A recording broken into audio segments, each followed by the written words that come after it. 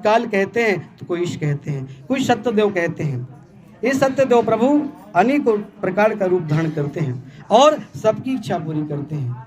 हे मुनि सत्तमों, जो मनुष्य यह कथा पढ़ता है या दूसरों को सुनाता है, बड़े बड़े पापों से यह मुक्ति पा जाता है।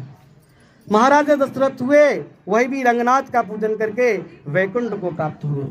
बिल्ली लकड़हारा केवट के रूप में हुआ, वो भगवान का चरणामृत लेकर के राम कथा श्रवण करके वैकुंठ को प्राप्त हुआ। ऐसे ही मरुद नाम के राजा थे, बड़े सत्यवादी थे और भगवान संत के रूप में पहुंच गए। जैसे संत के रूप में पहुंचे, महाराज राजन से कहते हैं, राजन हमारी दोनों शेर भूखे हैं। बोले क्या खाते हैं? आलू बंडा, समोसा, मिलन की मंगा दें, चाइनीज डोसा। बोले ये सब नहीं खाते हैं। बोले क्या खाते हैं? बोले ये तो मांस खाते हैं।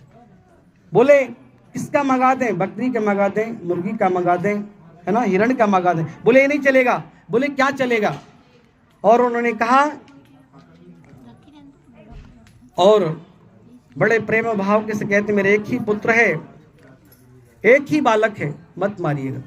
परंतु बालक बचपन से ही 5 वर्ष तक रोज मंदिर जाता था, राम कथा सुनता था।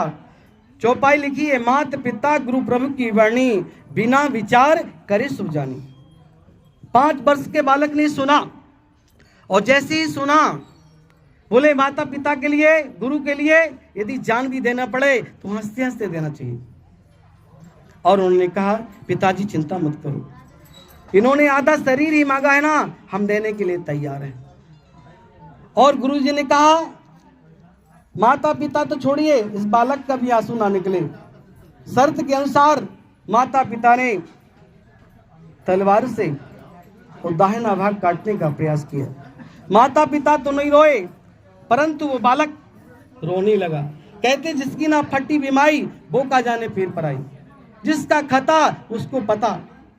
अब महाराज धीरे धीरे बालक, गुरुजी कहते हैं शर्त हार गए। बोले हम शर्त कैसे हार गए? बोले पूरी शर्त हार गए आपने रोया क्यों? बोले महाराज ढोर भी मरता है तो उसका चमड़ा काम पर आता है, पर मानव के मरने के बाद व्यक्ति किसी काम पर नहीं आता। कहते मान मेरा कहना, नहीं तो पछताएगा, मिट्टी का खिलौना मिट्टी में मिल जाएगा। और उस बालक की वाणी सुन करके गुरुदेव भगवान बड़े प्रसन्नचित्त हुए। जैसे हमारे शिव जी ने प्लास्टिक सर्जरी करके, और किस तरह से सर्जरी करी थी, गणेश भगवान का दूसरा सिर लगाया था, ऐसे मेरे प्रभु ने तत्काल ही दूसरा पूरा आधा अंग लगा करके उसको संपन्न किया, बालक को तैयार कर दिया। और ये चमत्कार देख करके राजन उनको वैराग्य हो गया, संत हो गए, घर छोड़ दिया महाराज। अब राजगद्दी में छोटा सा बालक बैठा है, अनेक वर्षों तक राज्य किया। इसके बाद महाराज वही भी वैकुंठ लोकधाम को प्राप्त हुआ। दूसरे जन्म में स्वाम्भु मनु हुए, और वही मनु श्रीमद् भागवत की कथा सुन करके मोक्ष को प्राप्त हुए। स्कंदी पुराण रेवाखंडे 5वां अध्याय।